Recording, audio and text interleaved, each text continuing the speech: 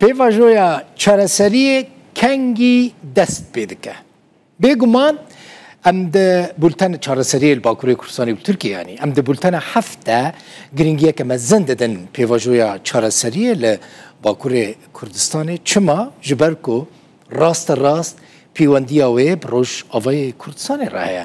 Rast rast bandora wê li ser mel Rojavayê Kurdistanê çê dibe, li başûrê Kurdistanê jî çê dibe.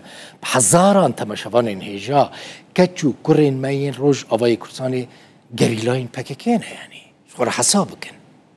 Her kes merak dike pêvajoya çareseriyê wê kengî dest pê bike. Ez ji were bêjim nêzik e. Ne dûre ew pêvajo. Yani şu PKK van rojan xwe amade dike ku grupeke gerîlayan çekên xwe deynin bêguman em ê ji were bi ferehî behsa wê yekê bikin. Binêrin serokên rêxistinên AK Partiyê ku Partiya Desthilatdar li Tirkiyê yên bajaran li gel Serokkomarê Tirkiyê û di heman demê de serokê AK Partiyê Recep Tayyip Erdogan civiyan rojeva sereke çi bû? Pêvajoya çareseriyê û çekdanîna PKK bû. Erdogan di wê civînê de eşkere got. Got ew dixwazin êdî Tirkiyeke bê teror be û dixwazin wê pirsgirêkê çareser bikin û ji hemû aliyan xwest ku bi wî re bibin alîkar.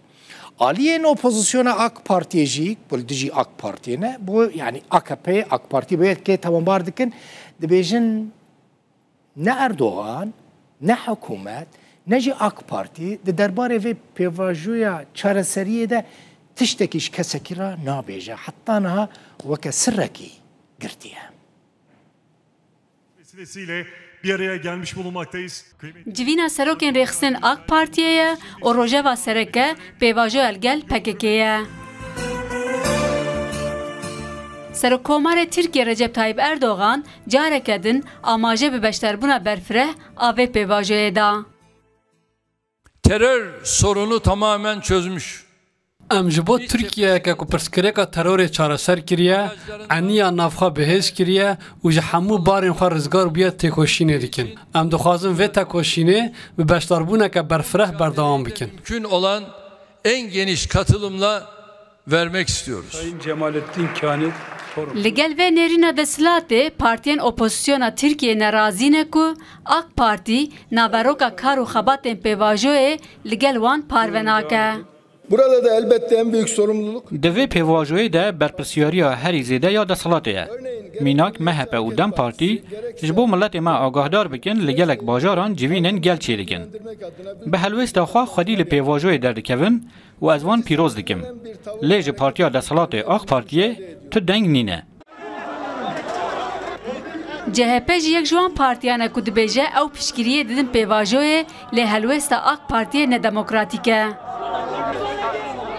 Serokê CHP di mîtînga Saraçhaneya Stenbolê de careke din got ku li gel pêvajoyê divê demokratîk bûn jî hebe.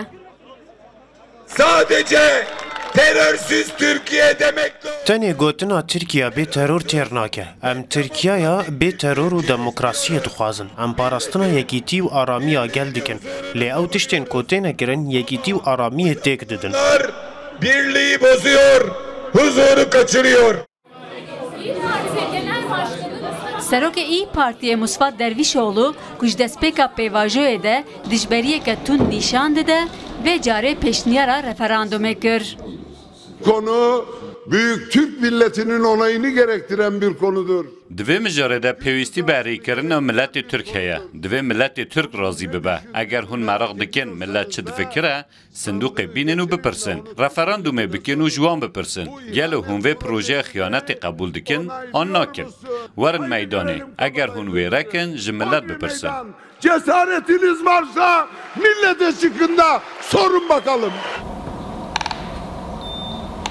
Ji destpêka pêvajoya li gel PKK ve partiyên opozisyonê AK Partiyê rexne dikin ku pêvajoyê neşeffaf bi rêve dibe. Li aliyê din avakirina Komisyona li Parlamentoya Tirkiye di rojevê de ye ku hemû partiyên siyasî bikaribin pêşniyarên xwe pêşkêş bikin.